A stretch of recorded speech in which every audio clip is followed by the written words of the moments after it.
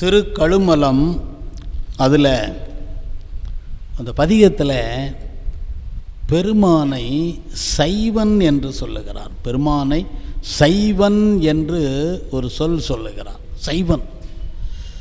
இப்போ நம்ம எல்லாருக்கும் ஒரு கேள்வி என்னன்னா, சைவம் என்றால் என்ன,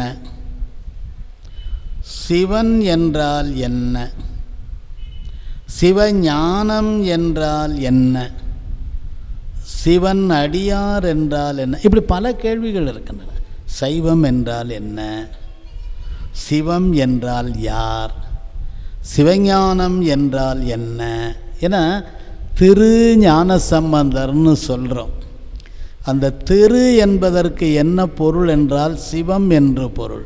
அப்போ நம்ம திருஞான சம்பந்தர்னு சொல்கிறது திருஞான சம்பந்தர் தான் சொல்கிறோம். ஆனால் திருஞானம் என்பது சிவஞானம்.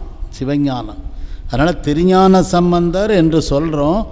உண்மை பொருள் என்னென்றால் சிவஞான சம்பந்தர். அப்போ சிவஞானம்னு ஒன்று இருக்குது. சிவஞானம். சிவஞானம். இந்த சிவஞானத்தோடு சம்பந்தமானவர், அதனால் அவரை சிவஞான சம்பந்தர். அந்த சிவஞான சம்பந்தர் என்பது தான் திருஞான சம்பந்தர் என்று சொல்லப்படுகிறது. அப்போ திரு என்பது சிவம் என்ற பொருள். திருஞானம் சம்பந்தர், திருஞானத்தோடு சம்பந்தமானவர். சம்பந்தம்னா உறவு. அப்போ திருஞான சம்பந்தர் என்ற சொல்லுக்கு என்ன பொருள் என்றால், திரு என்றால் சிவம், திருஞானம் என்றால் சிவஞானம், அதோடு சம்பந்தம் என்றால் அதை பெற்றவர் என்று பொருள்.